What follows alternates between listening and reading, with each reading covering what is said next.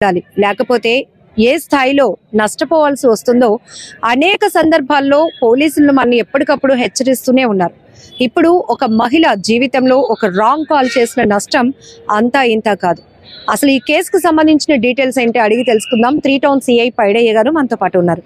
Sir, ఏంటి sir ఈ wrong call వ్యవహారం? అక్షయ్ కుమార్ అని చెప్పేసి శ్రీకాళహస్తి తిరుపతి అతను ఈ బాధితురాలకి ఫోన్ చేయడం జరిగింది. దాంతో ఆవిడ 2-3 సార్లు ఫోన్ లిఫ్ట్ చేయకపోవడంతో మళ్ళీ అతను కంటిన్యూగా ఫోన్ చేయడంతో ఆవిడ లిఫ్ట్ చేసింది. ఆ రకంగా ఆవిడతో పరిచయం పెంచుకొని ఆవిడతో మాట్లాడి అవన్నీ కూడా రికార్డ్ చేసి ఆవిడని బ్లాక్మెయిల్ చేసి ఆవిడ దగ్గర అంచెలంచెలుగా సుమారుగా 3-4 కోట్ల రూపాయల వరకు account transfers and by hand కూడా ఇవ్వడం జరిగిందని చెప్పి, అలాగే 800 గ్రాముల వరకు గోల్డ్ కూడా ఇచ్చామని చెప్పేసి ఆవిడ చెప్తుంది. దానికి సంబంధించి మనం 3 town police station case register చేసాం. ఆ బ్లాక్మెయిల్ చేసినటువంటి అమౌంట్తో వీడు ఒక కారు కొనుక్కోవడం, అలాగే జలసాలు చేయడం జరిగింది. అలాగే మన దగ్గర మన ఏరియాలో అతను ఒక 10 లక్షల రూపాయలు అంటే 2-3 టైమ్స్ ఆవిడని కలవడం జరిగింది. దాంతో మన దగ్గర కేసు రిజిస్టర్ చేసాం. అయితే ఇప్పుడు ఆవిడ ఇచ్చినటువంటి అమౌంట్ ఏదైతే ఉందో అవన్నీ కూడా అతని యొక్క బ్యాంక్ అకౌంట్స్ అన్నీ కూడా వెరిఫై చేసి అప్పుడు మేము అది చెప్తామండి. ఎవరు సార్ ఈ శ్రీకాళహస్తికి చెందిన అక్షయ్? ఏం చేస్తూ ఉంటాడు? ఈ అక్షయ్ కుమార్ అన్న అతను ఏం చేస్తాడు, ప్రస్తుతానికైతే ఏమి ఆల్రెడీ మ్యారీడ్, అతను 2 పిల్లలు కూడా ఉన్నారు. అతనికి 39 ఇయర్స్ అండి. అయితే ఏం చేస్తారంటే రియల్ ఎస్టేట్లో కొంత చేస్తాను అని చెప్తున్నాడు. మామూలుగా అయితే ఏమి పని చేయడం, ఊరి మీద ఖాళీగానే తిరుగుతున్నాడు, ఏం జాబ్ లేదు. సార్, బాధిత మహిళ పేరు చెప్పొద్దు కానీ ఈమె ఏంటి సార్, ఎక్కడ, ఏ ఏరియా? బాధిత మహిళ వెస్ట్ గోదావరి డిస్టిక్ అండి. మన దగ్గరకు రావడంతో మన ఏరియా ఉంది కనుక మన ఏరియాలో ఇక్కడ కేసు రిజిస్టర్ చేయడం జరిగింది.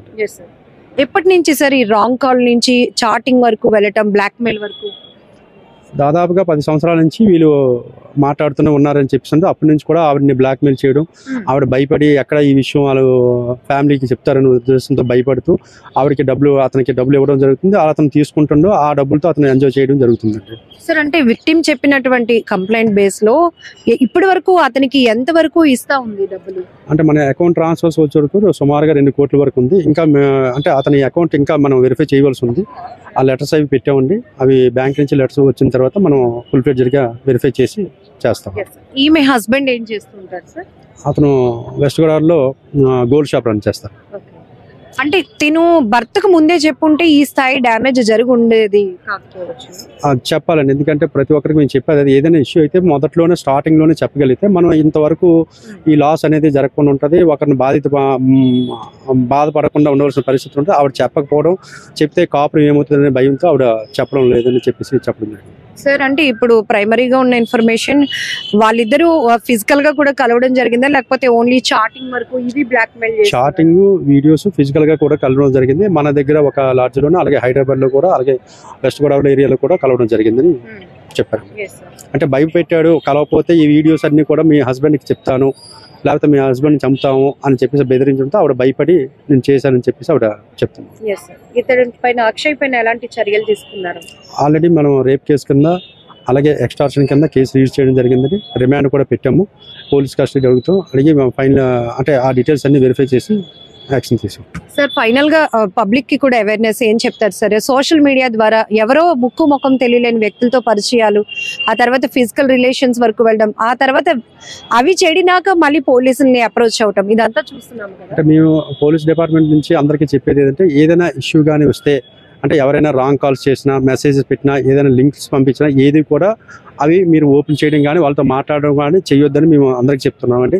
ఎందుకంటే దానివల్ల చాలా వరకు ఇష్యూస్ అన్నీ కూడా వస్తుంది. ఒకవేళ ఏదైనా జరిగితే ఇమీడియట్గా స్టార్టింగ్లోనే ఫ్యామిలీ మెంబర్స్ కానీ లేదంటే పోలీసులు కానీ అప్రోచ్ అయితే వాళ్ళ మీద చట్టపరమైన చర్యలు తీసుకోవడం జరుగుతుంది. వాళ్ళని అక్కడ వరకు అది మనం కంట్రోల్ చేయడం జరుగుతుంది.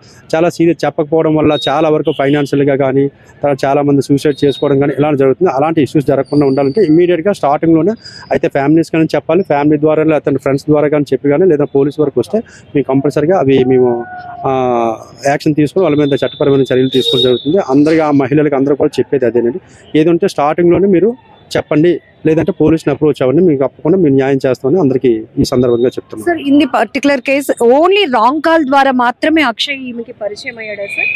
అంటే అతను కాల్ చేశాడు, నేను లిఫ్ట్ చేయలేదు 2-3 టైమ్స్. తర్వాత కంటిన్యూ చేయడంతో నేను లిఫ్ట్ చేశాను.